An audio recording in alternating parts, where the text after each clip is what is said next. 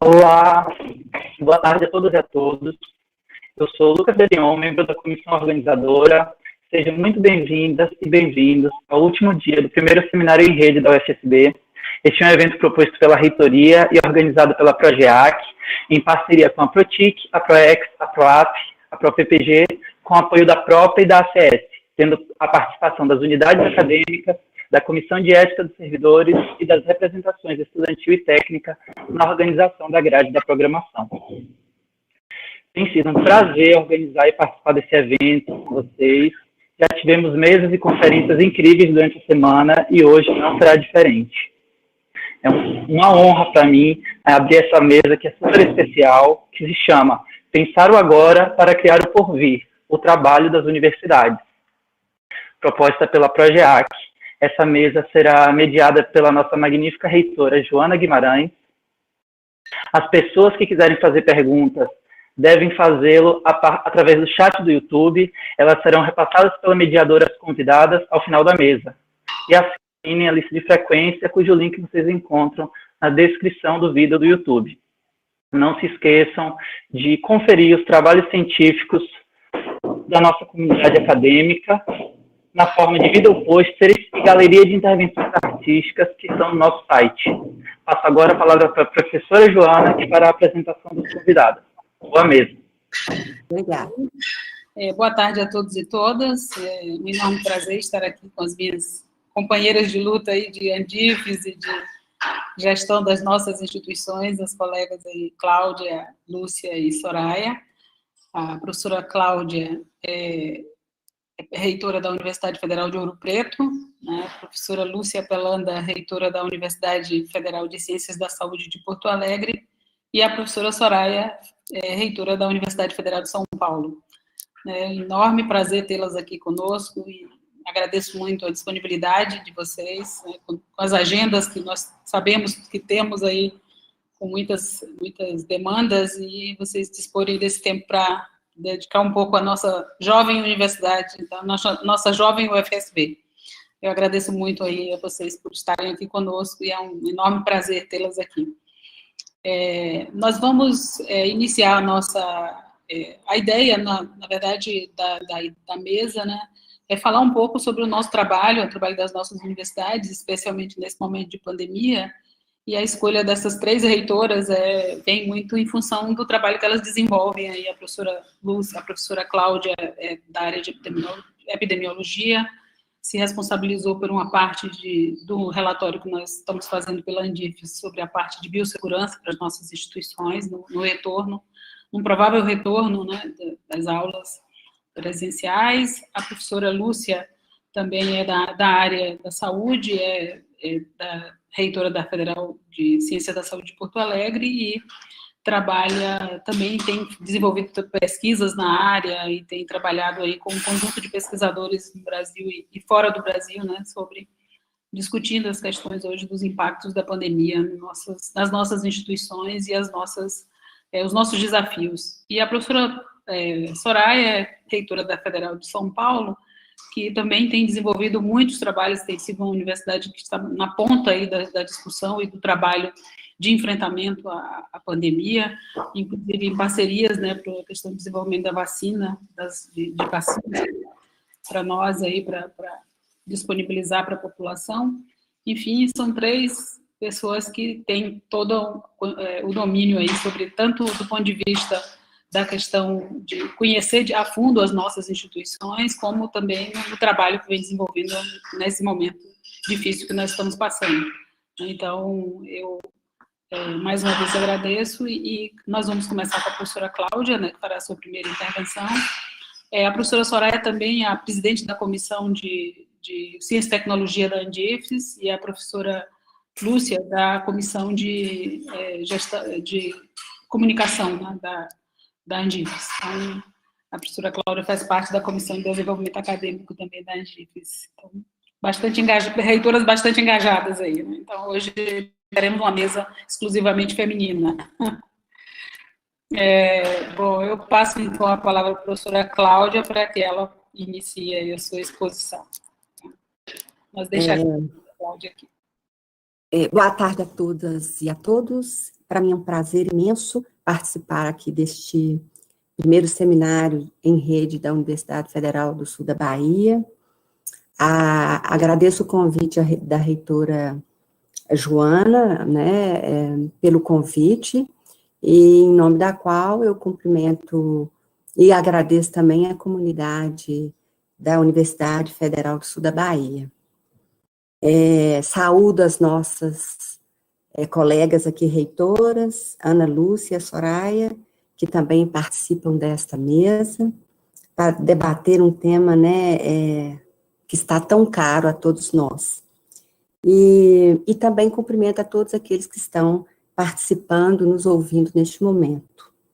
O pensar o agora para criar o porvir, o trabalho das universidades, é uma engenhosa tarefa, uma vez que esta pandemia tem nos mostrado uma dificuldade de previsão de futuro, e que nos leva, né, a bastante inquietações e ansiedades, uma vez que nós precisamos de um certo apoio do governo para que a gente possa realizar de melhor forma possível as atividades nas universidades públicas. A Andifes, essa comissão de biossegurança, ela surgiu com a solicitação da Andifes, que designou, né, por meio de uma resolução da diretoria executiva, número 2 de 2020, a criação, então, da Comissão de Desenvolvimento Acadêmico, Educação à Distância e Avaliação, onde a professora Joana é presidente, né? E desta comissão saiu outra comissão, né, que é a Comissão de Biossegurança, onde eu faço parte, a reitora Joana, a reitora Ana Lúcia, que está aqui presente conosco também, o reitor Pedro Alau, né, e que estudamos e elaboramos algumas propostas que está longe do que eu vou apresentar, de ser o ideal, o perfeito, até porque é um tema bastante complexo no que se diz, embora aparentemente fácil, né, mas ele é bastante complexo quando a gente pensa e tenta promover e pensar o futuro do retorno às atividades, né, acadêmicas. A pandemia, ela, logicamente, além da área de saúde, a educação, desculpa. Eu vou na definição, né? Então, antes de começar, definição rápida aqui de biossegurança, é um conjunto de ações, né, destinadas a prevenir, a controlar, mitigar e eliminar riscos inerentes às atividades, né, que possam interferir ou comprometer a qualidade de vida, a saúde humana e o meio ambiente, de acordo com a OMS. Então, a pandemia, ela além, né, de ser, obviamente, a saúde, com a pandemia, ser, obviamente, a mais afetada, a educação também, ela tem sido muito afetada. Vários estudos têm mostrado no mundo que sempre depois de uma pandemia, a educação, ela sofre sobre vários aspectos. E um dos aspectos que eu vou salientar aqui é a questão da vinculação do estudante com as instituições públicas de nível superior. E essas instituições também, a nossa dificuldade hoje é de realmente manter esse vínculo institucional com o aluno, dentre outras questões importantes, né? Mas chama atenção para essa questão da educação, na relação do vínculo, na relação da possibilidade do abandono do aluno por um tempo muito longo sem atividades com componentes curriculares, né? E também tem a questão de uma perda cognitiva, que vários estudos no mundo também têm demonstrado que quando você não exerce o seu ensino-aprendizagem na sua forma vamos dizer assim, ou presencial ou remotamente, por mais de um mês, por exemplo, você pode ter uma perda cognitiva significativa. Então, isso também é uma outra questão que nós temos que debater, e acho que as universidades públicas hoje, com o oferecimento de componentes curriculares via remota, né, nos traz, né, essa oportunidade de não perder esse vínculo, diminuir a probabilidade de ter esse comprometimento da perda cognitiva, né, sendo que alguns estão voltando com o semestre total, outros voltando com oferecimento apenas de alguns componentes curriculares, né, mas isso é uma questão que eu gostaria aqui de chamar a atenção. E a educação como um todo, a gente percebe que não é só em nível, os estudos mostram que não é só em nível superior que tem todas essas questões que eu levantei, mas também desde a pré-escola, né, até o nível superior, os estudantes podem ser afetados por essas questões que eu coloquei. E as universidades, elas apresentam assimetrias, e essas assimetrias são em todo o país, né, e dentro de uma mesma região, né, eu posso falar que em Minas nós temos, somos várias universidades, em torno de 11 universidades, e cada um tem as suas especificidades, né, cada um tem as suas demandas de formas diferenciadas, né, e o que a gente observa também, que a pandemia trouxe essa discussão nacionalmente, regionalmente, e também dentro da própria universidade, às vezes sede nos campi, né, fora de sede, que apresentam, às vezes, outra realidade, né, e isso, por que eu falo isso? Porque a demanda, ela se difere, por exemplo, em relação a essas questões colocadas aqui regionalmente, na mesma universidade, em todo o Brasil, em relação, por exemplo, à questão orçamentária, a demanda de orçamento, que nós estamos, inclusive, agora passando por um corte, mas a gente precisaria de mais dinheiro para enfrentar a pandemia, né, que eu vou falar mais à frente um pouco, e também a questão de recursos humanos, com a proibição de contratação, com as aposentadorias, né, principalmente dos servidores técnicos, administrativos e docentes, né, e também nós temos que levar em consideração essas assimetrias, e cada um tem uma demanda bastante específica, né, ou bastante singular, vamos dizer assim, dependendo da sua localização, né, e isso afetou de forma bastante profunda, né, a forma de trabalho que nós hoje estamos desenvolvendo nas universidades, né, que veio através do trabalho remoto. E esse trabalho remoto, ele veio para todos os níveis da universidade, né? Então, veio para o nível intermediário, para as atividades fins, né? E a parte administrativa, de uma forma geral, né? Até para nós, reitores, reitoras, né? Gestoras. Então, isso também levantou uma série de questões, né? Quando você leva esse trabalho remoto, de uma forma tão rápida, tão súbita, né, muitas questões nos têm sido apresentadas como gestoras, né, por exemplo, a dificuldade de acesso a uma internet de qualidade, tanto por parte de servidores, às vezes até por parte de docentes, dependendo de onde está localizado o campus, a vida desse servidor, docente ou técnico, e do próprio discente. O discente levanta a questão do acesso a um equipamento, a dificuldade do equipamento, além de uma banda larga.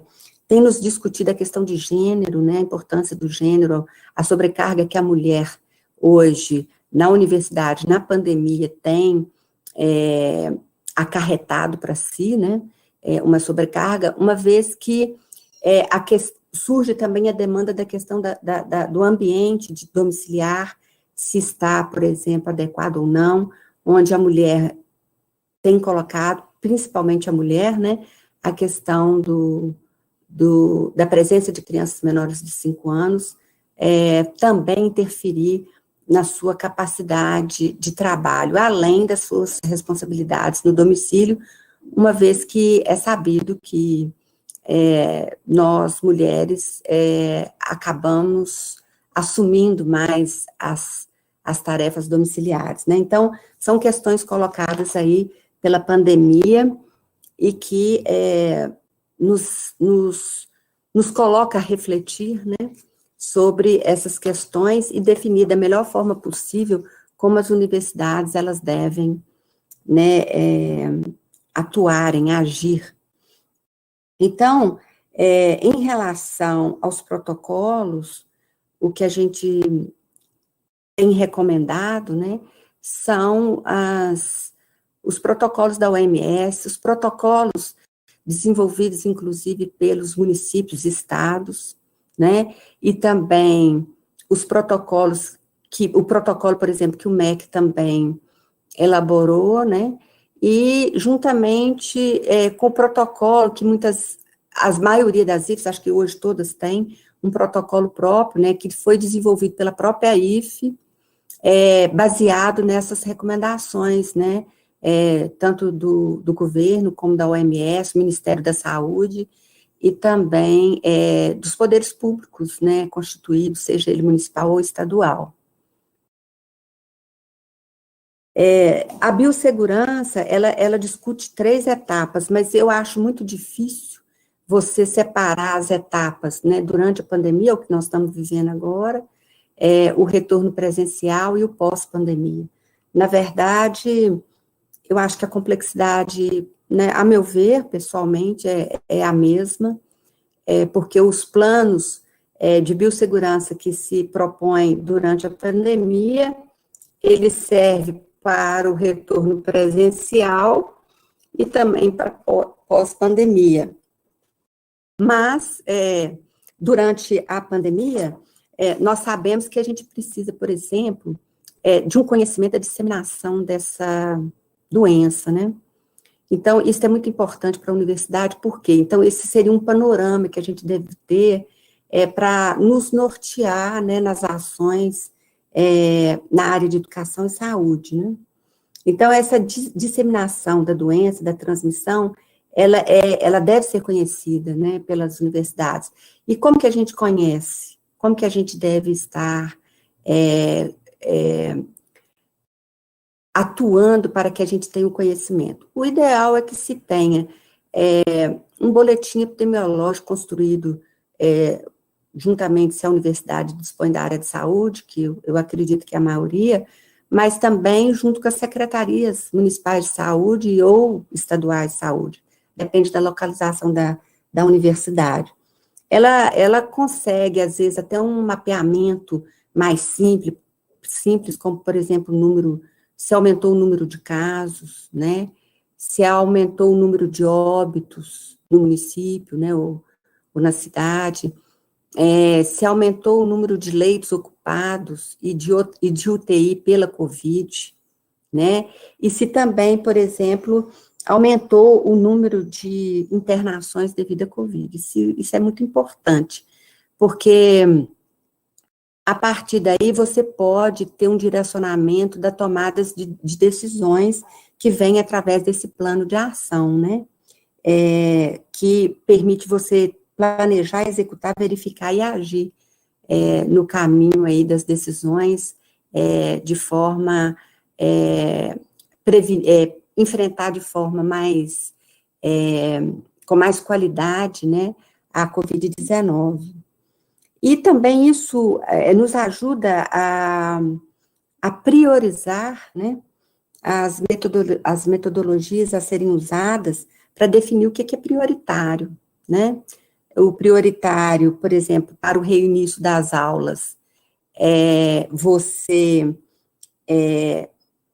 definir que vai ser, primeiro, atividades teóricas presenciais em salas de aula, com menor número de alunos, ou nós vamos priorizar, por exemplo, a volta presencial com alunos que estão no final do curso, nos últimos anos, se são os cursos da área de saúde, ou se são todos os cursos em todas as áreas. Então, isso nos ajuda a elaborar esses protocolos, né, através dessas ações, tanto de priorização, desse mapeamento, né, e das ações a serem tomadas. E, por fim, nos ajuda também na governança, né, porque quando nós retornamos presencialmente, nós temos que ter uma articulação com todos os atores envolvidos, né, da universidade, no sentido de buscar as melhores ações, as melhores prioridades, né, e para que a gente possa voltar, né, da melhor forma possível, né, porque o nosso objetivo com a biossegurança é garantir essa proteção aos nossos servidores, docentes e técnicos, os estudantes e os terceirizados, né? Então, daí a importância de ter um protocolo, né, de governança, né, onde ele seja construído coletivamente, isso é muito importante, porque quando nós dividimos as responsabilidades com o coletivo, a chance de obter êxito na proposta ela é muito maior do que, por exemplo, ser definido, por exemplo, por nós gestoras, né, das universidades. Então, essa construção ela deve ser conjunta, uma vez que provavelmente a garantia do sucesso é maior. E para que a gente faz esse mapeamento, essa priorização, né, essa governança? É justamente para a gente ter essas condições que eu falei, né, de avaliar esse retorno, né, para monitorar, inclusive, o retorno presencial, por exemplo, o impacto, por exemplo, que pode ter uma migração, tanto de docentes como técnicos e os discentes e também terceirizados. Por exemplo, quando a gente tem um contrato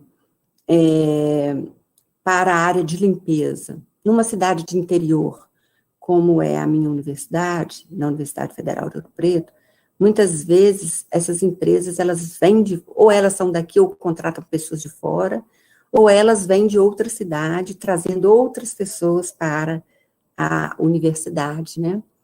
Então, nós temos que estar atentos se não pode estar tendo nessa migração uma disseminação desse vírus, né? E assim também vale para os estudantes, por exemplo, as universidades públicas brasileiras recebem alunos de todos os cantos do país, né? Então, será que essa migração, ela pode trazer, por exemplo, um aumento do número de casos? A disseminação do vírus, né? Entre a população universitária, entre a comunidade universitária. Então, nós temos que estar atentos também a essa questão da migração. Outra questão é a contaminação cruzada, né, entre a comunidade que, principalmente da área de saúde, que está dentro dos hospitais, que são muito acometidos profissionais hoje de saúde, e também quando eles estão nas unidades básicas de saúde, né, tendo contato com a população, em atendimento e em outros espaços da saúde, né, e eles retornam, às vezes, para a universidade, principalmente estudantes para as aulas, né, e também os profissionais, né, professores e técnicos, muitas vezes retornam às atividades na universidade para dar prosseguimento às atividades como aulas, né, teóricas e práticas, né, então isso também é uma outra preocupação da possibilidade de disseminação do vírus. A vulnerabilidade para a Covid é uma preocupação a todo tempo, né, da comunidade. Então, nós temos que estar atenta. Se essa comunidade, seja de discentes, docentes, técnicos e terceirizados, eles são vulneráveis, quem são esses vulneráveis? Porque o tratamento a esses vulneráveis, eles têm que ser, dependendo da situação, ou tem que ser afastado, né? Na questão da identificação, ele tem que entrar em quarentena, as pessoas de contato com eles também têm que entrar em quarentena, né? Os próprios alunos, por exemplo, que tenham uma vulnerabilidade social também, ele pode estar mais exposto, né, ao vírus, à contaminação, ao contágio, né? a exposição ao risco de contaminação, e, portanto, ele deve também ser, vamos dizer, a comunidade ela deve ser bem monitorada, né?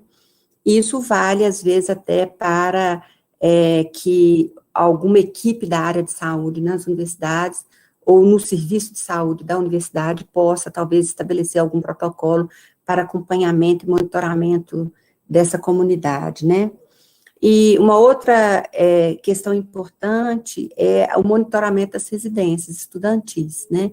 Seja ela de qual, independente do modelo que ela funciona. A gente tem mais dificuldade quando são grupos de estudantes que alugam uma casa particular, né?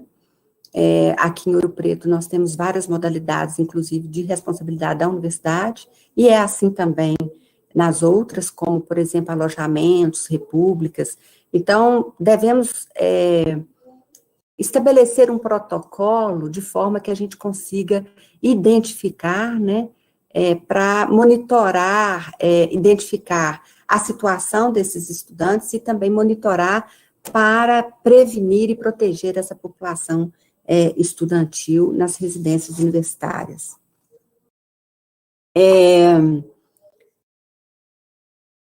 A recomendação hoje que prevalece, além de outras, que estão também sendo bastante divulgadas, como, por exemplo, a testagem em massa, ainda que prevalece o distanciamento, né, social. E, na verdade, mesmo nós, com o trabalho remoto, nós temos algum plano de segurança, porque em alguns setores, e aqui cabe também, não setores só administrativos, mas algumas áreas das universidades, como a pesquisa, por exemplo, que não para, ela exige a presença, né, não só de docentes, como técnicos, e também os discentes, muitas vezes envolvidos na pós-graduação. Então, e mesmo naqueles nos setores administrativos e em toda a universidade, nós devemos seguir os protocolos que a OMS, como eu já disse, o Ministério da Saúde, o próprio MEC, os poderes públicos constituídos, né, municipais e estaduais, usando máscara, higiene de mãos. Então, a gente tem que ter a água, né, porque em muitas situações, às vezes, tem universidades que sofrem com a falta de fornecimento de água, né, garantir esse distanciamento social, né, no caso, por exemplo, da pandemia, onde se tem algumas atividades em funcionamento, e também depois na atividade presencial, né, o cuidado com o compartilhamento de objetos, o treinamento de equipe, se tiver uma equipe de saúde ocupacional, ela deve ser preparada a dar treinamento a toda a comunidade universitária, de forma que, quando tiver esse retorno presencial, esse acolhimento ao estudante, ela seja de forma tranquila, de forma que o estudante ele se sinta acolhido, né, e se sente seguro, né, isso é muito importante. Os equipamentos de proteção, eles devem ser, principalmente para os alunos, né, e profissionais da área de saúde, eles devem ser assegurados, né, e também para toda a comunidade.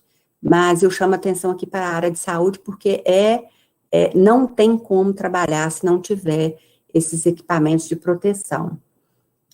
Os afastamentos, como eu falei, de grupos de risco, afastamento também de discentes e servidores doentes, né, que já apresentam a manifestação da doença, os sintomas, né. Podemos também e devemos fazer rotas definidas até as salas de aulas, ou outros espaços importantes das universidades, como, por exemplo, os restaurantes, manter o distanciamento nas filas, né, de 1,5 metro, dentro das salas de aula também, se possível, no retorno presencial, manter esse distanciamento, né, entre as salas de aula, mas isso também requer outras questões que eu vou colocar um pouco mais à frente. Manutenção de ventilação natural, que também muitas edificações nossas não dispõem de ventilação adequada, né, nos ambientes, não é só em sala de aula, é também nos gabinetes dos docentes, nos laboratórios, nos espaços administrativos, né, então, nós temos que também rever toda essa situação em que se encontram as nossas universidades. Aí eu já falei também distanciamento de mesas e carteiras, né, mantendo esse distanciamento de 1,5 metro, e esse acompanhamento constante, né, dos técnicos administrativos, docentes, discentes e terceirizados, no sentido de monitoramento, né, isso é muito importante. Então, a atividade remota para nós, o ensino remoto, ele é hoje uma realidade, assim, que nós estamos vivendo, que foi uma forma que eu acho responsável, muito responsável de nós gestoras. Às vezes somos hostilizadas, às vezes somos elogiadas, mas eu confidencio aqui que eu me sinto muito tranquila de ter no dia 17 de março, junto ao Conselho Universitário, como presidente do Conselho, ter definido pelo fechamento e suspensão, fechamento entre aspas, porque a universidade não fechou, mas pela suspensão do calendário acadêmico, só mantendo as atividades essenciais. Isto, se hoje a gente, apesar, né, dos 105 mil, mais de 105 mil mortes pela Covid no Brasil, nos assustar, né, se nós tivéssemos mantido a universidade aberta, provavelmente estaríamos em situações bastante complicadas, né, contribuindo para o aumento da disseminação do vírus e uma responsabilidade imensa sobre nós, gestoras, né, e isto é uma situação que eu acho que foi muito acertada, né, essa decisão das universidades suspender os calendários e manter só as atividades essenciais. E para a retomada das atividades presenciais, nós temos que pensar, então, como que a gente vai, né, planejar. Nós vamos iniciar pelos últimos semestres, os alunos que estão nos últimos semestres, depois inicia-se depois os primeiros períodos, e os primeiros períodos podem ser mantidos remotamente, né? Então, assim, isso tem que estar no plano de biossegurança, né, para que a gente tenha essa clareza, como que vai ser definido esse retorno, né, vai ser, por exemplo, por aulas teóricas inicialmente, com menor número de alunos dentro de sala de aula, e aumentando progressivamente, né, ou depois tem um retorno de prática, ou algumas práticas de algumas áreas podem ser desenvolvidas também remotamente. Então, são questões colocadas aí, né, na questão do retorno presencial, com também atividades, talvez com pequenos grupos, 5, ou iniciar com 10 alunos, e aumentando progressivamente até chegar ao número total de alunos matriculados naquele componente curricular, né? Então, se pensa também, por exemplo, em horários reduzidos, podemos começar com alguns componentes curriculares, onde você possa, esse aluno pode desenvolver em 2 horas, e aumentando progressivamente para 4, 8, né, até mais horas, que também eu acho que é um desafio para todos nós, né, pensarmos nesse retorno em termos de aumento progressivo da presença desses alunos nos componentes curriculares, né. Mas tudo isso, né, que estamos discutindo aqui, depende muito de recurso financeiro. Nós sabemos e discutimos nas universidades claramente o que devemos fazer, né, como devemos agir no caso da pandemia, né, no enfrentamento da pandemia em relação à biossegurança. Embora, em algumas questões que eu pontuei aqui, ainda existe a dificuldade de se trabalhar quando estivermos na realidade, mas nada de impossível, né? Tudo é facilmente vencido, eu acredito. Mas a limitação dos recursos financeiros, elas são imensas, porque, na verdade, neste momento que estamos passando por um corte de 18,2%, sendo que é maior, por exemplo, na UFOP é 18,38%, este enfrentamento da pandemia, por si só, ele já exige, né, mais investimentos, né? Como eu disse aqui, nós precisamos, por exemplo, talvez de melhorar as edificações, precisamos talvez terminar edificações, ou mesmo começar a construir alguns prédios, porque nós não temos salas de aulas suficientes para um retorno presencial, onde nós estaríamos começando com um número muito reduzido de alunos, né? Então, nós temos, por exemplo, que ter recursos para compra de álcool em gel, ou insumos para a produção do álcool em gel, né? Dos EPIs, porque a gente também produz ou tem que comprar, né? Nós temos, por exemplo, investimentos também em pesquisas, né? No retorno, por exemplo, presencial, e agora também na pandemia, e também no pós-pandemia, né? Nós vamos continuar trabalhando provavelmente, porque existe ainda uma dificuldade de ver essa realidade, como que ela acontecerá no futuro, essa situação da pandemia, pós-pandemia, como será, né? Então, provavelmente os estudos continuarão. Então, assim, nós precisamos, inclusive, de bolsas, né, para pesquisa, agora e também pós-pandemia, que podem ser afetadas aí com esse corte, né? As atividades de extensão bolsistas também no pós-pandemia para educação para a saúde, ou mesmo em outras atividades com a comunidade, né, com a sociedade civil, requer, por exemplo, requer investimentos significativos, né? E sem falar do próprio ensino, porque nós temos que higienizar mais as salas de aula, os contratos de limpeza hoje são importantíssimos, e esses contratos estão ameaçados com esse corte. Então, na verdade, neste momento, nós precisaríamos muito mais de recurso financeiro para enfrentamento dessa pandemia, além do que a gente já tinha, que já vinha passando por cortes, e agora ainda consumou esse 18,2% por enquanto. Eu acredito que, eu não sou pessimista, eu acredito que o Congresso possa reverter essa situação. Tem a questão da testagem, que também tem uma dicotomia aí em formas de atuação dessa testagem. Tem a questão das vacinas também, que talvez uma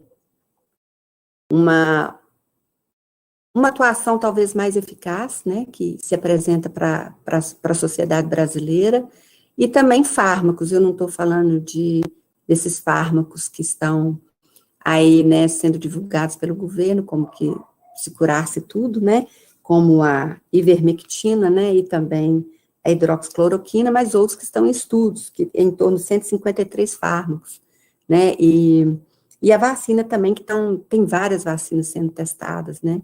Então, assim, é um desafio enorme para nós na biossegurança, uma vez que a gente não dispõe, principalmente de recursos financeiros, para as IFES trabalhar de forma segura com o enfrentamento desta pandemia. Muito obrigada. E uma consideração final que eu gostaria de colocar, que o nosso comprometimento é com a vida, né? E a universidade, ela tem que ser exemplo. Ela não pode... na saúde, a gente não remedia, muito menos numa pandemia como esta. Então, a gente não tem como remediar, a gente tem que atuar, né? E a atuação nossa aqui é na preservação da vida. Então, portanto, é uma responsabilidade de nós gestoras de garantir essa vida e trabalhar e buscar a viabilização da proteção da comunidade das universidades brasileiras. Obrigada. Obrigada, Cláudia. Ótima sua fala. Muito obrigada. Eu chamo agora a professora Lúcia, né, para continuar aí para fazer a sua fala. Por favor, professora Lúcia.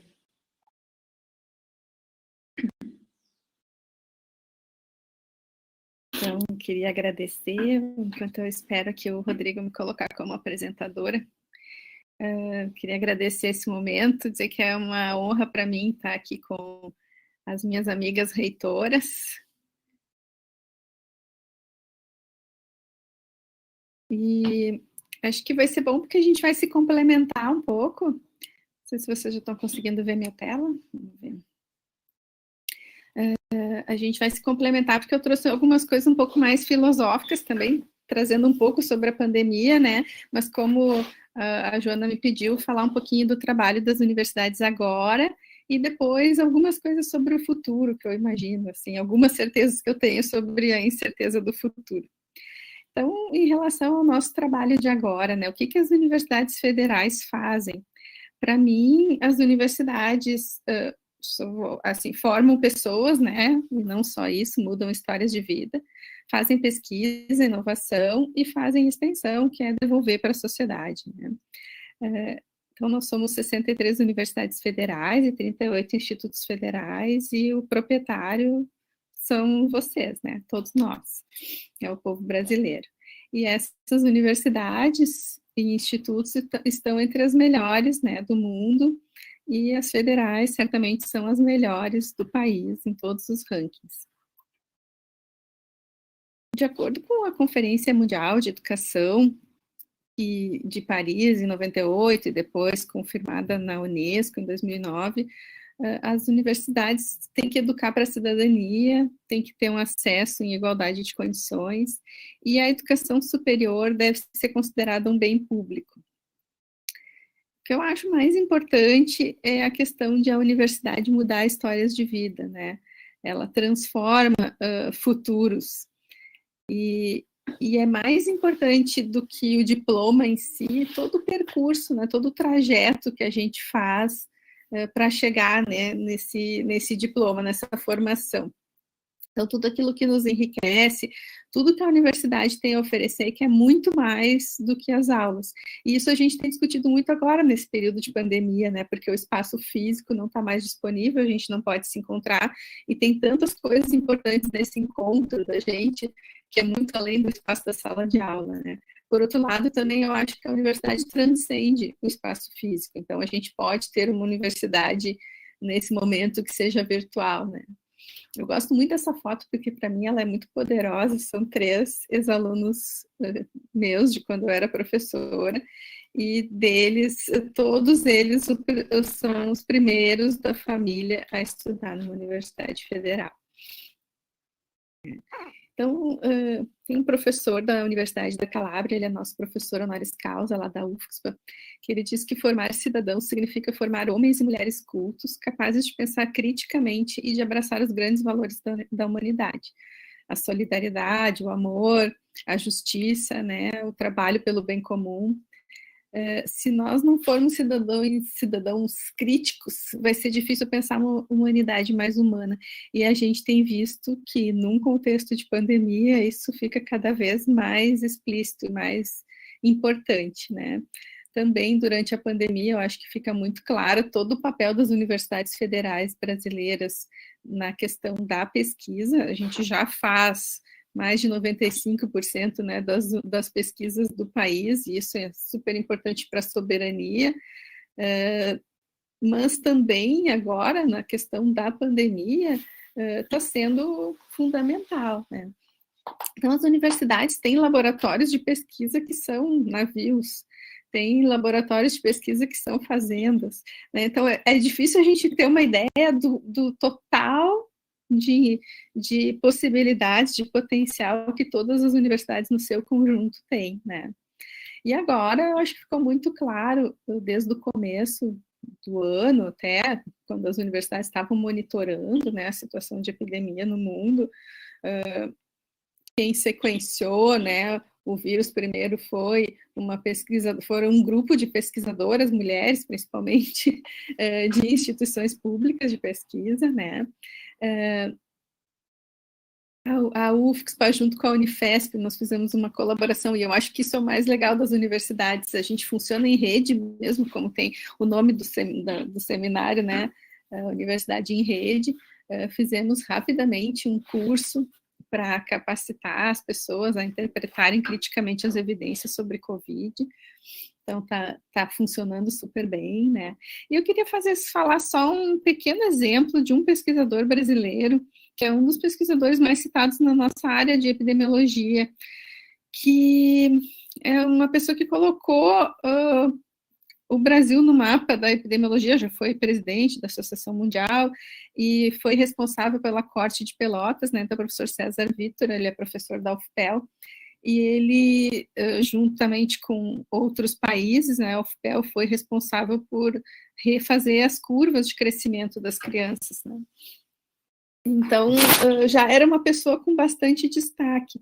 Mas agora, nesse contexto da pandemia, o professor César Vitor e o seu grupo iniciaram um trabalho colaborativo que chama EpiCovid, e que teve a participação de várias universidades do Rio Grande do Sul, mais de 10 universidades, entre elas a nossa, né?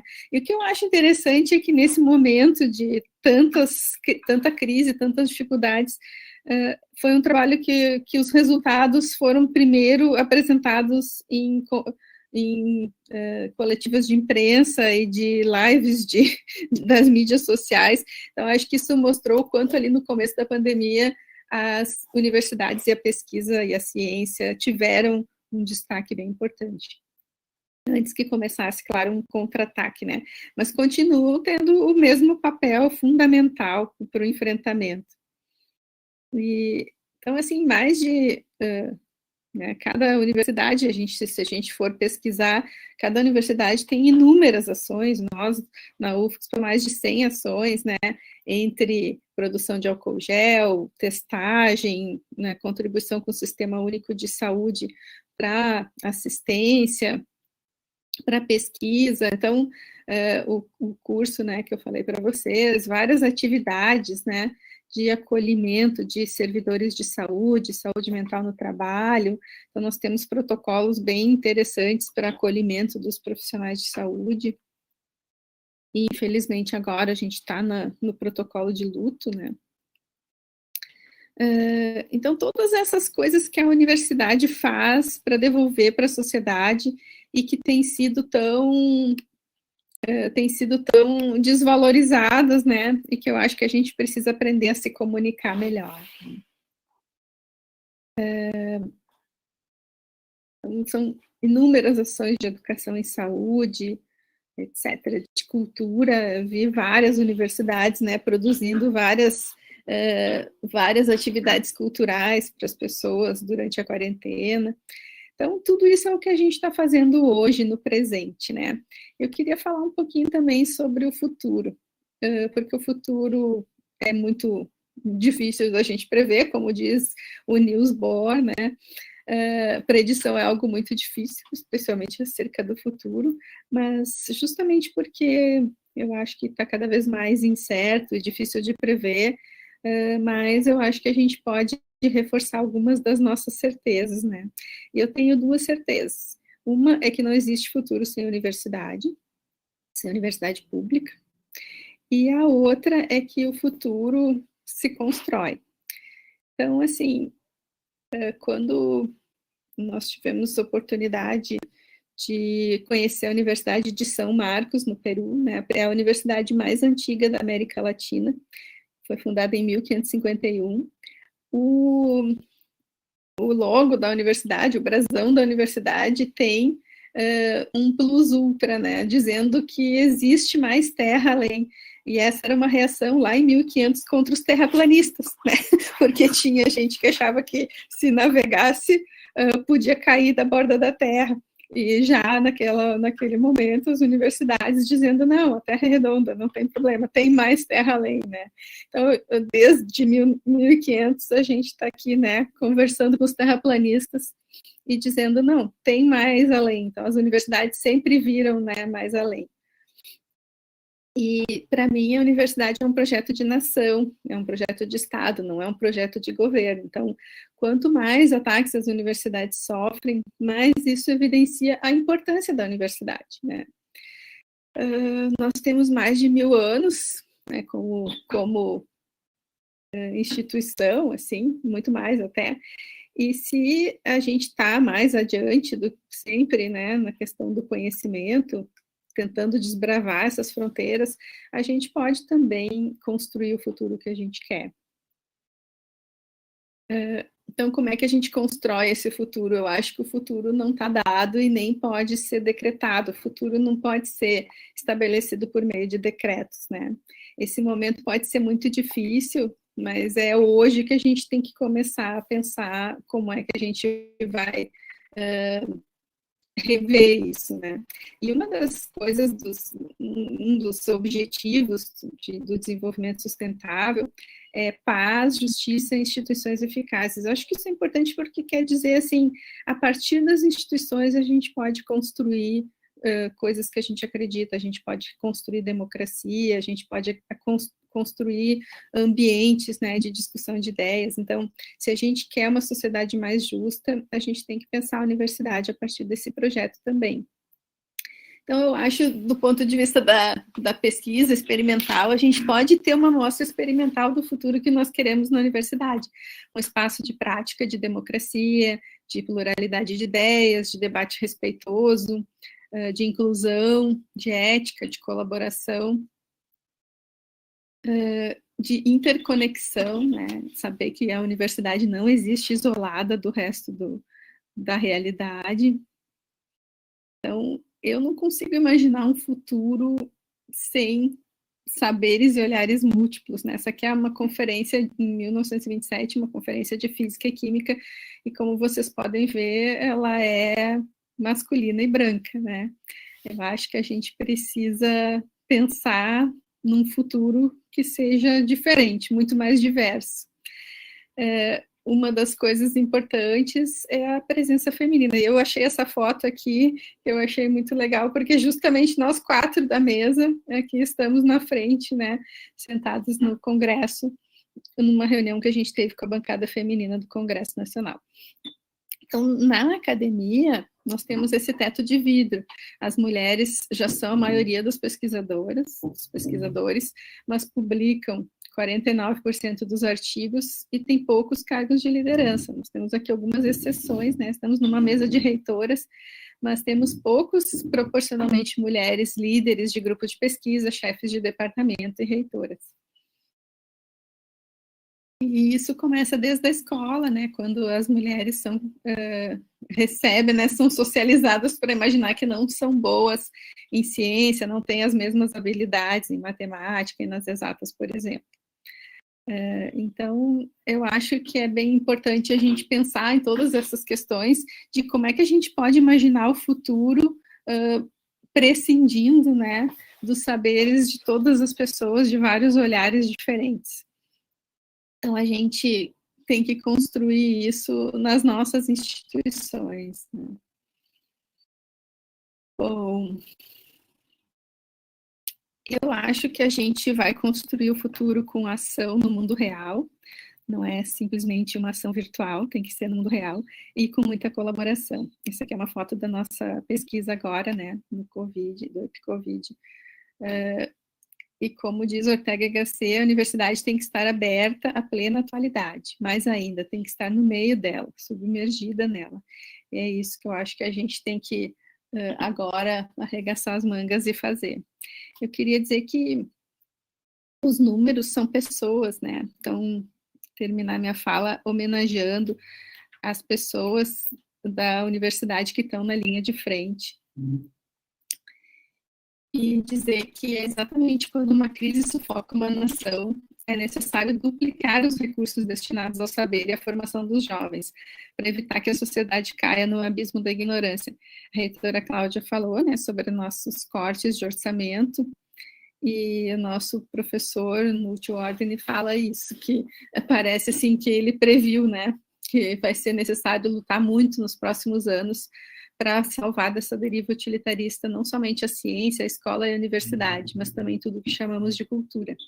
Será preciso resistir à dissolução programada do ensino, da pesquisa, dos clássicos, dos bens culturais, porque sabotar a cultura e a educação significa sabotar o futuro da humanidade. E se a gente quer ter um futuro, a gente vai precisar resistir a isso. E para terminar com Star Wars, tem uma personagem que eu gosto muito, que é a Rose, que ela diz que é assim que nós vamos ganhar, não lutando contra o que odiamos, mas salvando o que amamos. E o que eu acho que a gente aqui tem em comum é o amor pela universidade pública. É isso, muito obrigada.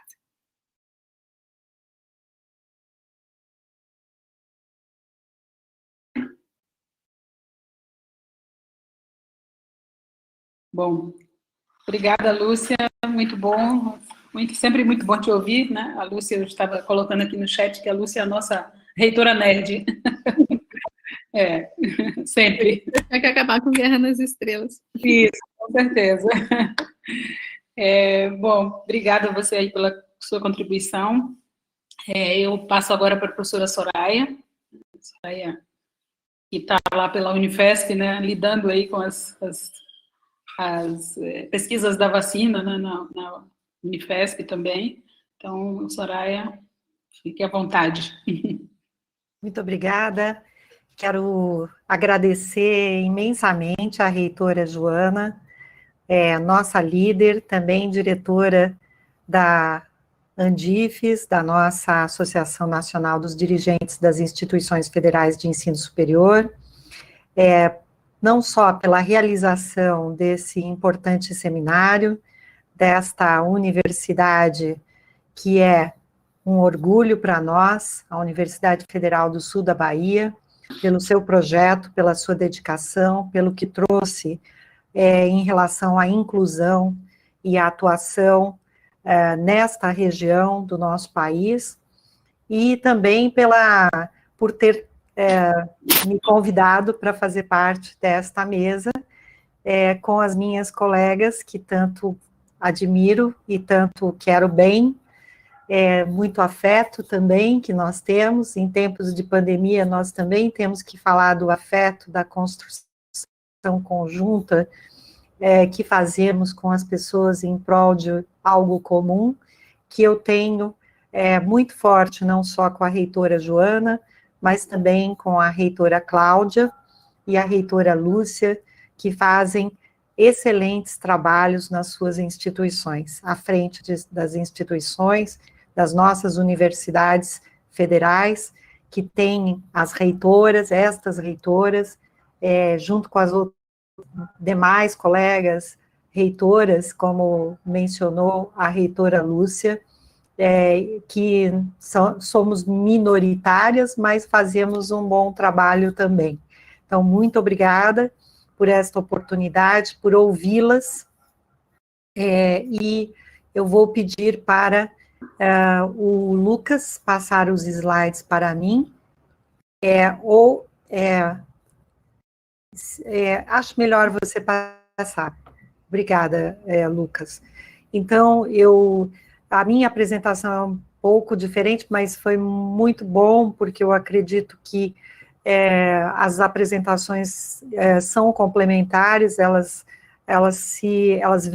trazem visões e riquezas, as apresentações que me antecederam, e que eu posso também trazer e colocar e refletir com a minha apresentação para depois discutirmos com vocês. Então, eu pensei em trazer, próximo, por favor, inicialmente falar um pouco da Unifesp, porque muitas pessoas ainda imaginam a Unifesp como uma universidade das ciências da saúde, como a UXPA. Aliás, nós temos uma história semelhante. a da UXPA, que é a da reitora Lúcia, que me antecedeu, porque nós éramos uma escola isolada, a Escola Paulista de Medicina, e a escola isolada se transformou em universidade em 1994, inicialmente a Escola Paulista de Medicina fundada em 1933, não falei isso, mas vocês podem ver aqui nesse slide, e em 1994, nós nos transformamos em Universidade Federal de São Paulo, que inicialmente era uma universidade apenas da área da saúde, o apenas aqui com muitas aspas, né? Obviamente, porque é uma grande área do conhecimento. Então, nós tínhamos cursos nestas áreas e muita pesquisa e pós-graduação também na área da saúde, da medicina, biomedicina. Em 2004, nós iniciamos um trabalho de expansão. Não imaginávamos que nós íamos expandir o tanto que expandimos, mas começamos em 2004, e depois, a partir de 2007, uma grande expansão na Unifesp ocorreu.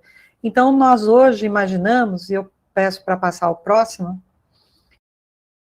imaginamos e falamos que a Unifesp, ao completar 25 anos, que ocorreu em 2019, é uma grande universidade com uma geografia multicamp, e vocês podem ver aqui que o campus São Paulo, que era a sede, que é a sede da universidade na cidade de São Paulo, hoje já tem, inclusive, um outro campus dentro da própria cidade de São Paulo, que é o campus Zona Leste, mas também nós crescemos para outras cidades e do entorno da cidade de São Paulo, daquilo que nós chamamos de região metropolitana da cidade de São Paulo, que é a Grande São Paulo.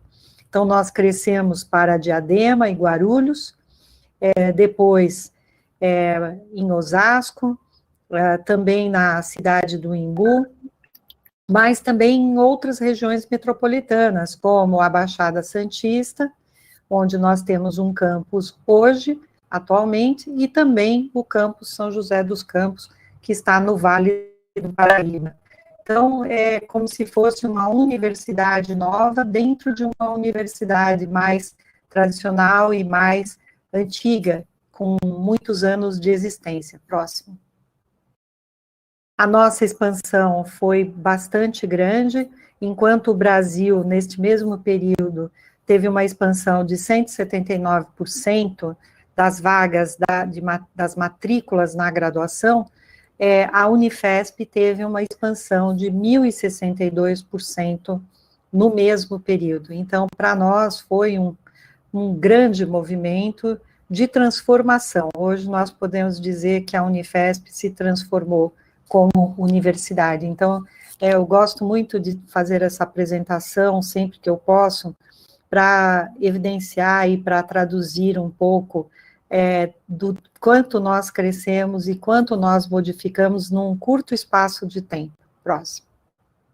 Aqui os principais números, nós temos os cursos de graduação hoje são 52, muitos cursos de mestrado, doutorado, residência médica, multiprofissional, especialização, e também os projetos sociais, muitos projetos sociais, num total de 1.600 docentes, 3.800 técnicos, sendo que 2.100 técnicos estão dentro do hospital universitário, que hoje tem 2 unidades, o Hospital São Paulo, que é o Hospital Geral, com muitas especialidades, e o HU2, o Hospital Universitário 2, que é o Hospital Dia da Unifesp. A Unifesp hoje com 7 campi, com muitas atividades, um total de área construída, imóveis e tudo mais, em diferentes regiões e cidades, mas é uma universidade que cresceu bastante no seu escopo de atuação. Próximo, por favor. Mas temos que falar dos reflexos e dos caminhos diante da crise sanitária que nós fomos pegos, né, neste início de ano. Nós todos sabíamos que era uma epidemia, já tínhamos visto e vivido a Unifesp, principalmente, na ocasião da SARS-1, que foi em 2002, e também em 2009, por ocasião da epidemia do H1N1, e nos preparamos muito nestas duas ocasiões, e no início do ano, sabíamos que iríamos enfrentar e ter que trabalhar e atuar em relação a esta epidemia que estava começando, mas nós não imaginávamos que ela tomaria estas proporções. Mesmo assim, a Unifesp, pode passar o próximo, sim, por favor. Nós, logo no início dos primeiros casos em janeiro, e depois em fevereiro, no dia 25 de fevereiro, apareceu o primeiro caso na cidade de São Paulo, portanto, nós iniciamos imediatamente as nossas reuniões, instalamos um comitê permanente que vem atuando desde então. Este comitê tem se reunido e se reúne para as questões do hospital e também para as questões da universidade. Por sermos uma universidade com forte inserção na área da saúde, e por termos tido a pandemia iniciada e São Paulo como um dos epicentros desta epidemia e da infecção pelo coronavírus 2, pelo SARS-CoV-2, nós sabíamos que o nosso hospital, São Paulo, o Hospital Geral, teria um grande impacto, receberia um grande impacto em razão do que estava se apontando. Então, em março, logo meados de março, nós suspendemos as nossas atividades presenciais da universidade, passamos no início de março a reorganizar todas as atividades do hospital e do atendimento dos pacientes COVID. Próximo, por favor. Nós instalamos uma comissão COVID-19, que é o Comitê Permanente de Enfrentamento à COVID, por portaria. Como eu disse, ele tem participantes da alta gestão do Hospital Universitário e da Unifesp, e também participantes das diretorias, especialmente da Escola Paulista de Medicina, Escola Paulista de Enfermagem, mas também diretorias do hospital, além de outros participantes da alta gestão da Unifesp, em especial na área de TI, na área de comunicação institucional, que foi muito importante, tem sido muito importante a comunicação nesses momentos. Recebemos muitas pressões para respostas internas e também externas, então isso foi extremamente importante termos a comunicação engajada, apesar de termos uma equipe pequena, mas que teve muitas estratégias importantes neste período. Próximo. Então, nós passamos, a partir da suspensão, talvez nós tenhamos sido uma das primeiras universidades a suspender as atividades presenciais, nós passamos a trabalhar as atividades de ensino, de pesquisa e de extensão de maneira remota, inicialmente a extensão, depois a pesquisa, a parte da pós-graduação, e mais recentemente a questão do ensino de graduação. Próximo. Nós utilizamos, então, primeiro, nós tivemos a suspensão do calendário acadêmico da graduação por tempo indeterminado, em março, como eu mencionei. Naquele momento foi uma suspensão com prazo de 15 dias, e depois dos 15 dias, passados os 15 dias, nós nos demos conta de que nós teríamos que colocar e estabelecer o prazo indeterminado. E depois, em maio e junho, quando nós também avaliamos que a pandemia não teria estaria seguindo um rumo de aceleração, e que esta aceleração pelas previsões, continuaria por um prazo como de fato continuou e ainda continua, nós decidimos realizar um calendário, a retomada do calendário da graduação, por meio de atividades domiciliares especiais, que não é ensino à distância, mas atividades domiciliares especiais.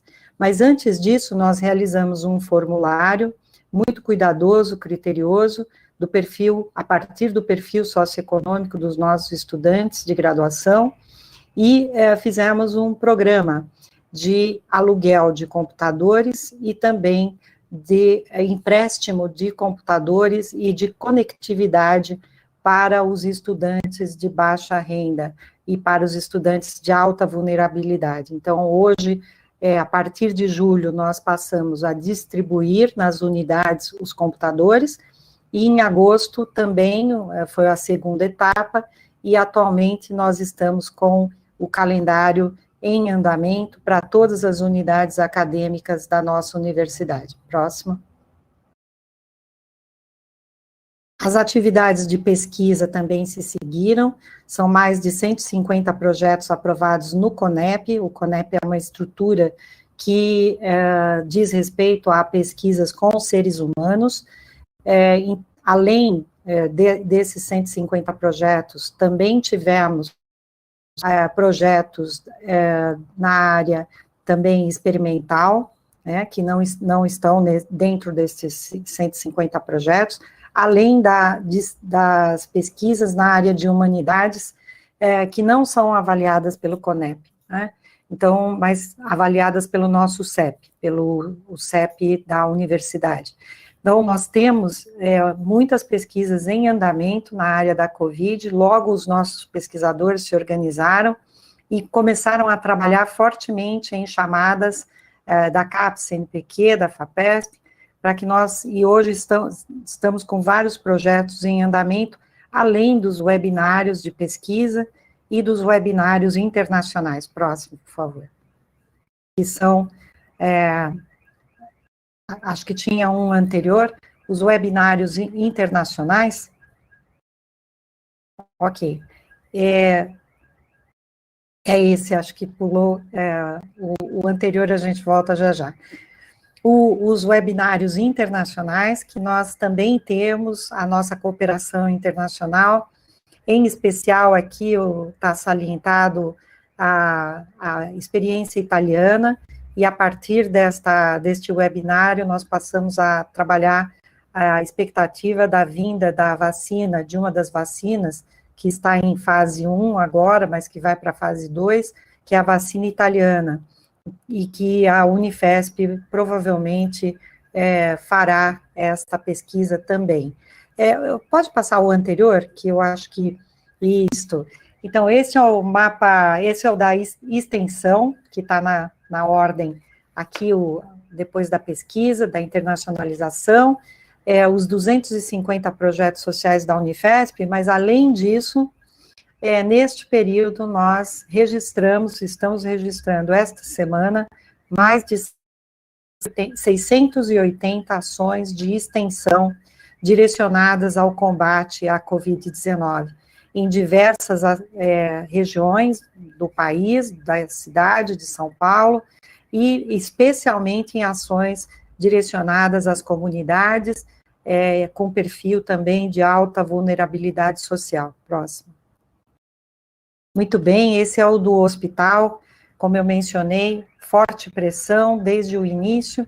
Aqui os números, esses números são de junho de 2020, nós tínhamos lá 5.900 já atendimentos na nossa unidade ambulatorial, pessoas que vinham com sintomas, com suspeita de coronavírus, de Covid-19, muitas internações. Próximo, por favor.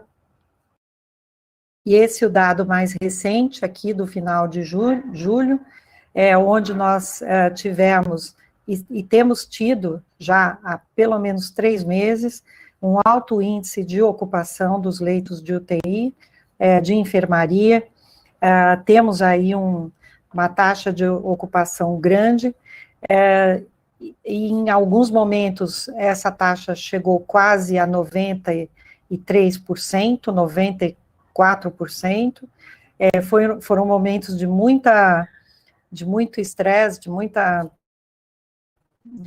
muitas dificuldades, mas nós conseguimos nos reorganizar todo o tempo, isso é leitos operacionais, você ativa e desativa de acordo com a demanda, e isso foi sendo feito, e nós conseguimos dar atendimento. Nenhuma pessoa que chegou ao Hospital São Paulo ficou sem atendimento, já são mais de 8.000 atendimentos na unidade ambulatorial, nenhuma pessoa ficou e sem internação quando necessário. Próximo. Aqui os números dos suprimentos realmente, a reitora Lúcia falou em guerra nas estrelas, aqui é uma guerra diária dentro do hospital, porque nós temos um consumo diário de 36.000 luvas, mais de 8.000 máscaras e quase 3.000 aventais por dia, para todas as equipes, uma quantidade de suprimentos imensa. Próximo. Respostas que nós demos a partir do envolvimento da sociedade. Próximo.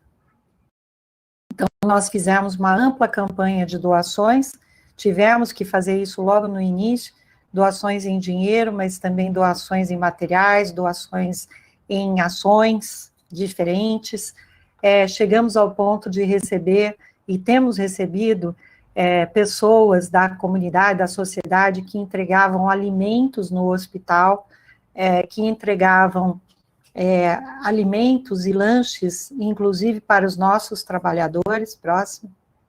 Então, uma ampla campanha de doações, os doutores do samba, vários dos nossos médicos, o projeto de voluntariado da Escola Paulista de Medicina, fantástico, todos os voluntários atuando para ajudar no atendimento. Próximo. Muitos profissionais adoeceram, nós tivemos, com idas e vindas, cerca de 800 afastamentos, agora já esse número diminuiu, mas os primeiros momentos foram momentos de muita dor, de muita dificuldade, e hoje estamos com a situação mais controlada. No total de doações, nós conseguimos arrecadar aí 12 milhões. Eu digo que esse foi um dos grandes aprendizados da nossa instituição. Nós conseguimos mobilizar toda a instituição em torno da busca de recursos. Claro que isso não sustenta uma atividade de hospital do porte do Hospital São Paulo. É preciso ter o orçamento SUS, o orçamento da universidade garantido, mas estas doações permitiram que nós pudéssemos nos organizar nestes momentos que são de crise e de emergência. Recebemos muitos medicamentos, alimentos, como eu mencionei, aí num valor de quase 10 milhões. Próximo.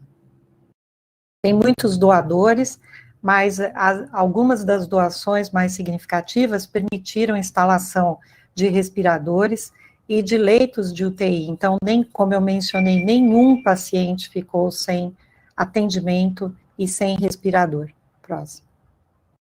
Aqui a inauguração, no dia que fizemos aí, dos mais 31, que foram os leitos adicionais de UTI. Nós mais que dobramos os leitos de UTI COVID num curto espaço de tempo, em cerca de 3 meses. Próximo. Respostas a partir das evidências científicas, tendo as nossas universidades na liderança. Próximo. Então, como eu mencionei, muitos projetos de pesquisa na Unifesp, mas como todas as universidades federais, nesse momento aqui, já ultrapassamos e muito os 800 projetos de pesquisa, atualmente já são mais de 1.000, né, pelo levantamento feito pela CESU. Nós temos uma atuação fortíssima na busca de soluções. Nós não estávamos preparados, mas a ciência se organizou, os nossos cientistas, os nossos pesquisadores, nossos professores e estudantes, atualmente são mais de 1.500 ações das nossas universidades em torno do atendimento, com uma área de cobertura de mais de 35 milhões de pessoas no nosso país. Todas as nossas universidades federais unidas, somos 67 universidades federais, e isso faz toda a diferença diante da situação que nós vivemos, inclusive da falta de uma política pública, de uma política única, uma política que possa dar diretrizes do país para o enfrentamento da Covid. As nossas universidades souberam dar esta resposta. Próximo. Aqui, uma das nossas estratégias também foi nos juntarmos com outras universidades federais, são 12 instituições, com o apoio do MCTIC, num projeto específico da FINEP.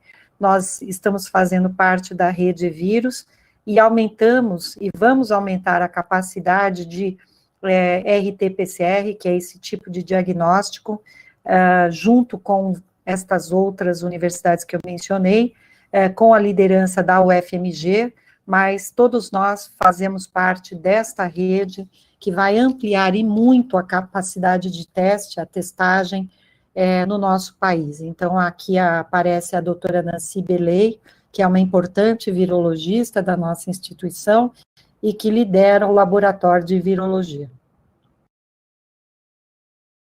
Por conta deste projeto, nós acabamos de receber esta semana 3 milhões receberemos, né, ao longo de um cronograma de desembolso, mas acabamos de iniciar um projeto de recebimento de 3 milhões de reais para o combate à Covid-19. Os testes serão fundamentais para que nós também tenhamos o trabalho seguro e o conhecimento epidemiológico, como disse a reitora Lúcia, tão importante, que junto com aquele projeto que é liderado pelo reitor Pedro Halal e pela reitora Lúcia, que ela mencionou, o EpiCovid, estas testagens são fundamentais para nós conhecermos o perfil epidemiológico, o perfil da doença, para nós conseguirmos controlar minimamente a situação que nós estamos vivendo, que continua, de uma certa forma, um tanto descontrolada.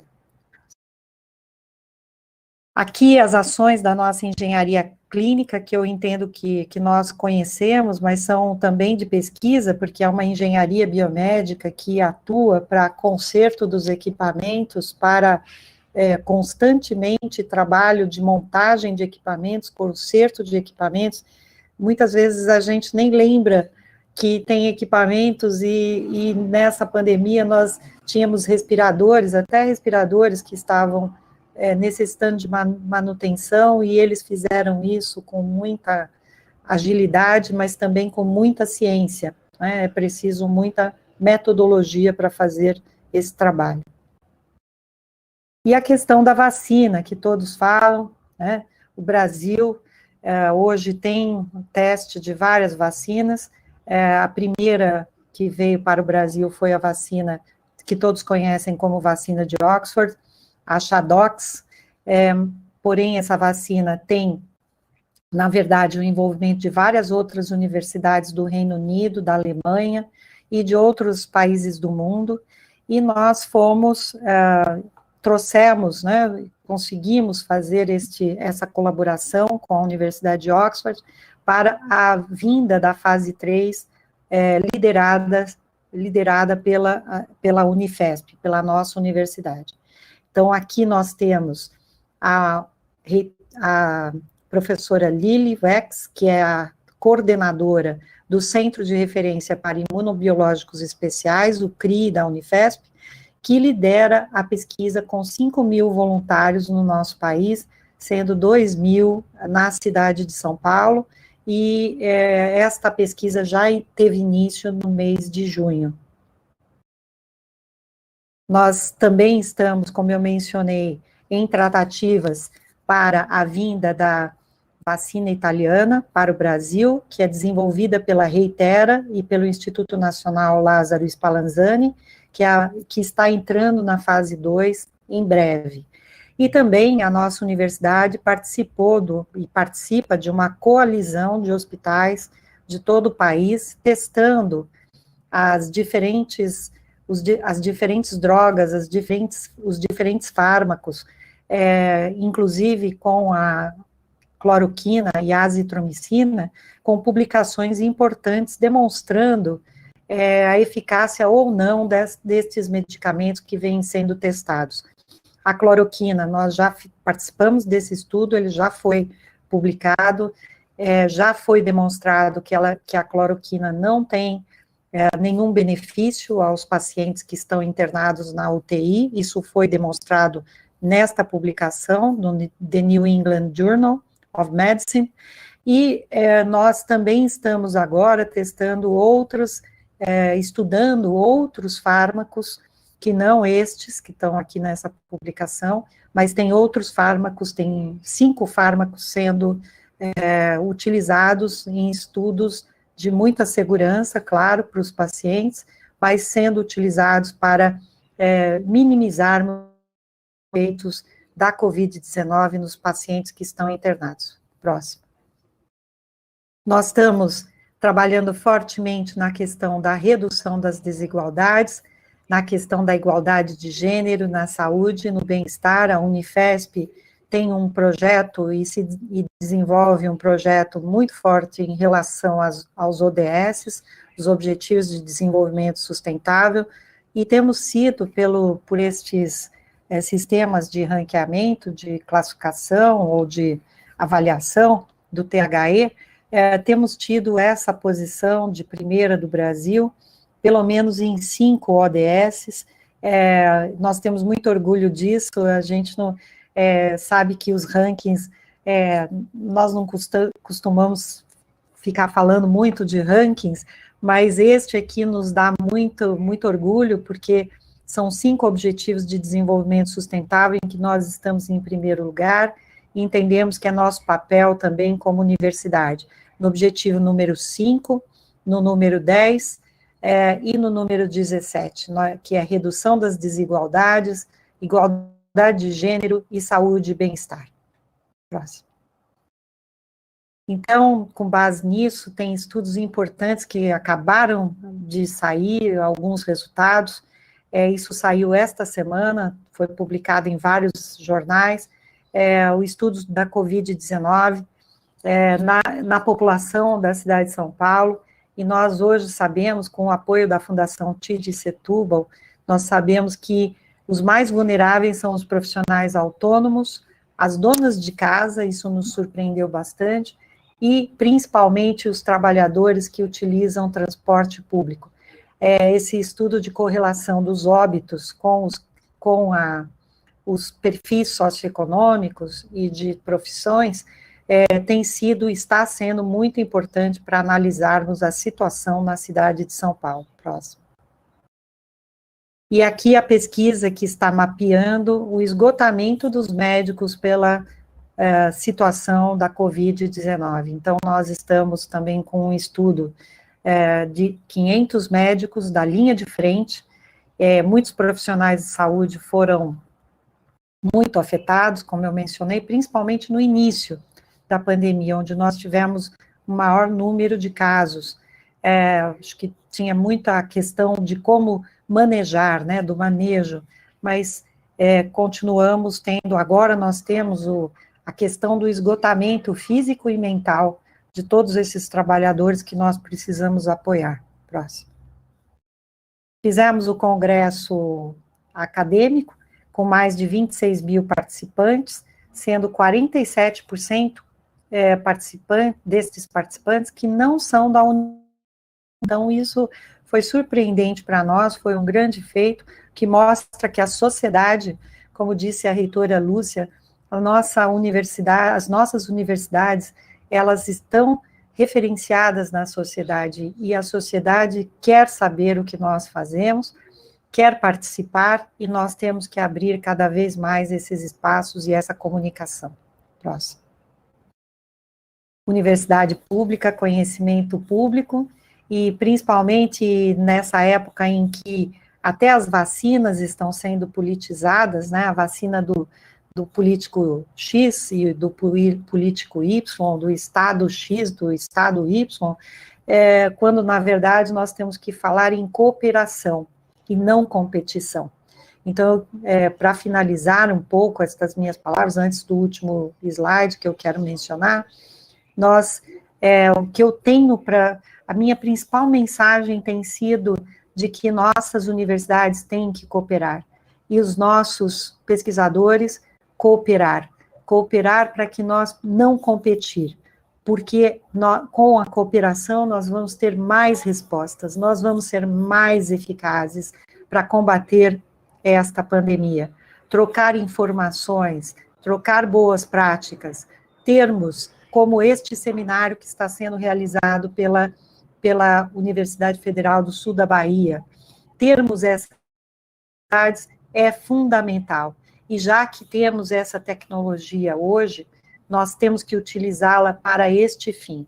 Então, vamos trabalhar muito nisso, para que nós possamos realizar as mudanças necessárias com segurança, mas também visando um futuro que certamente não vai ser igual ao que era antes da pandemia, mas que nós podemos trazer e fazer com que seja o fruto de todos esses esforços visando o desenvolvimento humano, econômico e social. E, por fim, eu quero salientar da nossa campanha pela liberação do FNDCT, uma campanha que todos nós estamos envolvidos, cientistas, estudiosos. Aqui está a Rede Nordeste, né, uma notícia da Rede Nordeste, que a Rede Nordeste foi batizada de Celso Furtado, uma nomeação muito importante neste momento, porque é do desenvolvimento econômico, é do desenvolvimento social que nós vamos ter o desenvolvimento econômico do nosso país, e também a evolução, a saúde da nossa população. Então, o FNDCT, que é o Fundo Nacional de Desenvolvimento Científico e Tecnológico, ontem nós tivemos uma importante vitória, que foi a aprovação no Senado do FNDCT, agora vai para a Câmara, e vamos esperar que a Câmara aprove a liberação deste fundo que está contingenciado, para que a nossa ciência, feita nas nossas universidades, possam continuar desenvolvendo e produzindo as respostas que nós estamos produzindo. Então, eu fico por aqui, muito obrigada a todos, e agradeço à reitora Joana por essa oportunidade. Muito obrigada.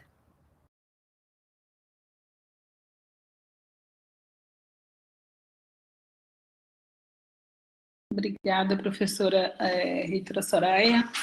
Muito bom. Eu acho que as falas, as três apresentações aqui, eu pediria que as reitoras Lúcia e Cláudia pudessem ligar suas câmeras também, por favor. As três apresentações aqui mostram, né, o quanto que as nossas universidades têm feito, trabalham para que a gente possa dar respostas nesse momento. Ou seja, é um momento em que todos os olhares se voltam para as nossas instituições, exatamente porque é de onde deverá sair qualquer orientação ou medicamentos, vacinas, enfim, todas as ações que envolvem a ciência, envolvem não só ciências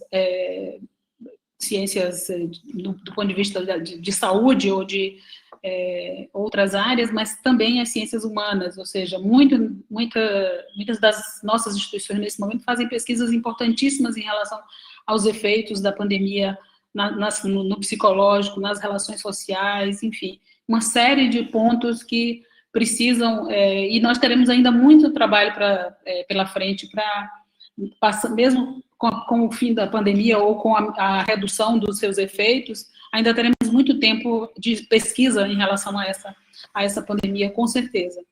E nesse momento, eu me junto à professora Soraya com relação à questão da liberação do FNDCT, nesse momento em que nós estamos debruçados sobre essa questão, tentando tentando juntar todos os esforços, né, para que nós possamos vencer esse desafio. A gente é surpreendido com um corte de orçamento de 18,2% para as nossas instituições, o que faz com que muitas das ações que estão sendo desenvolvidas nesse momento sejam comprometidas.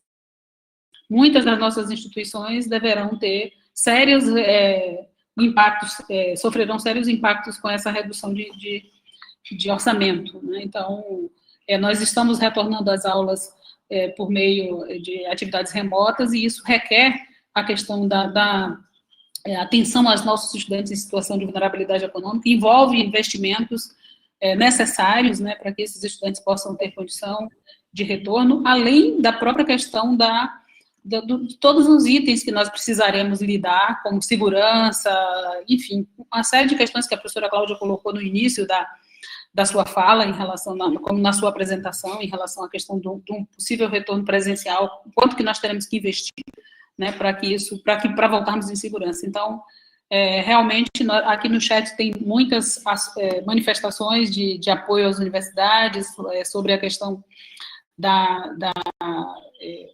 importância, né, que a universidade pública ganha, sempre teve, mas que agora fica mais visível, né, com essa pandemia, certamente.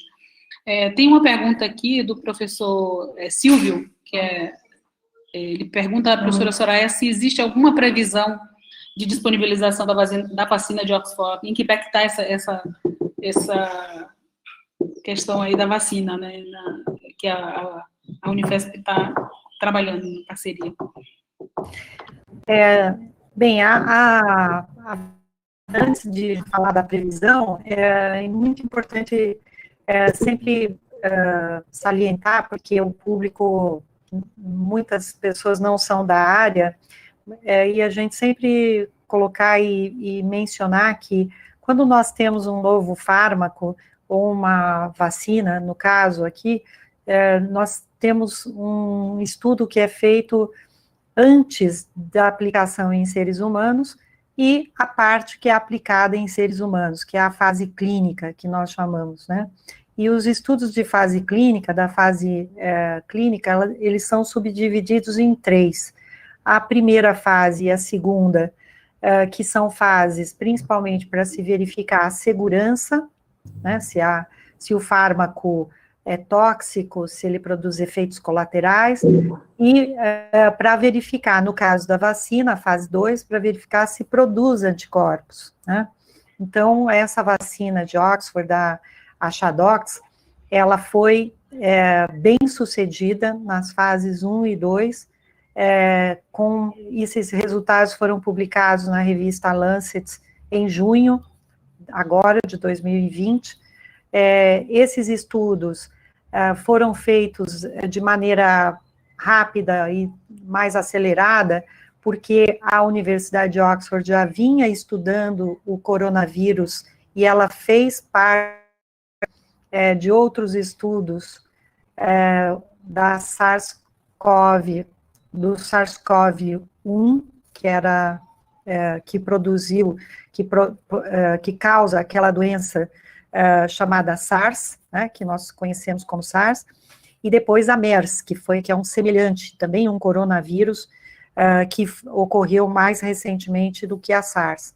Então, esses laboratórios, eles já vinham desenvolvendo, fizeram os estudos, desenvolveram o fármaco, né, neste período que foi do primeiro semestre, e em junho já tinham, no primeiro semestre, essa fase 1 e 2 sendo conduzido, e nós tivemos bons resultados. Esses resultados mostram que ela é uma forte candidata. Dentre as vacinas, é a que está em fase mais adiantada. Então, o Brasil foi solicitado a fazer a fase 3, que é uma fase que foi autorizada neste estudo, não é sempre assim, mas neste estudo foi autorizada uma fase com duração em 12 meses, com 12 meses. Isso já é um protocolo emergencial. Isso significa que nós teremos os resultados desta fase por volta do mês de junho, talvez um pouco antes, porque o Reino Unido começou a fase 3 antes do Brasil. Então, um pouco antes de junho do próximo ano, nós talvez tenhamos os resultados conclusivos. Ela é eficaz, ela tem segurança, mas nós precisamos saber quanto tempo demora esses anticorpos, a duração deles, se eles ao longo do tempo, e se eles são capazes de neutralizar o coronavírus, né, a infecção pelo coronavírus. Então, isso só podemos saber com algum tempo de análise dos resultados. Eu posso acrescentar uma coisinha, Joana? Não, é que Claro. Depois disso ainda tem toda a questão da educação da população, né? Por que o nosso papel educador é tão importante? Porque tem um movimento anti-vacina já surgindo, já tinha movimento, né, voltando doenças como sarampo, outras doenças que já tinham sido erradicadas, e agora, nesse caso, não adianta ter a vacina disponível se não houver um número suficiente de pessoas vacinadas. Então, para a gente poder ter a imunidade populacional, a gente vai precisar de uma proporção importante de pessoas vacinadas. Importante. Uma pergunta também, ele também faz uma outra pergunta aqui, que é se a Unifesp tem estrutura para a produção da vacina. Não, a produção, nós participamos do estudo de fase 3, a coordenação do estudo, como eu mencionei, é do CRI, da Unifesp, esse Centro de Referência de Imunobiológicos Especiais. A doutora Lili já fez muitas outras pesquisas clínicas, ela é bastante experiente, tem bons relacionamentos internacionais, por isso que ela trouxe a pesquisa e a vacina para o Brasil, né? Muitos perguntam, é porque o Brasil está na fase acelerada da pandemia, por isso que está vindo? Não, é porque a ciência brasileira é boa, porque os cientistas brasileiros têm reputação internacional de seriedade, de compromisso, e foi por isso que veio para este laboratório e para a Unifesp, por conta dessa experiência e dessa estrutura. Ela tem estrutura para realizar, nós temos a estrutura para realizar os estudos de fase 3, porém, com a aprovação pelas agências reguladoras, no caso brasileiro, a Anvisa, e também pelas internacionais, a produção será feita, no caso da Chadox, será feita, isso já está determinado pela Fiocruz. A Fiocruz tem capacidade para isso, eles estão se estruturando para ampliar sua capacidade para produzir 100 milhões de doses até o próximo ano. Então, esse planejamento já está sendo feito, né? Claro que depende da aprovação da vacina, mas o planejamento já está sendo feito agora, visando a produção. E não é só a produção, tem que pensar que tem que ter armazenamento a frio, né, que é todo o ciclo de armazenagem, e depois toda a distribuição das doses, todas as distribuições. O Brasil tem um importante programa nacional de imunizações vinculado ao SUS, e é por isso que nós temos que continuar fortalecendo o Sistema Único de Saúde, e voltamos à questão do orçamento. Não pode ter corte no orçamento tanto da saúde, quanto da educação e da ciência, porque nós precisamos continuar dando saúde para a população.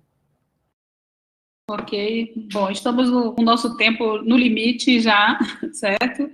Eu gostaria de agradecer muito a vocês pela disponibilidade, por estar aqui conosco, espero que tenhamos outras oportunidades.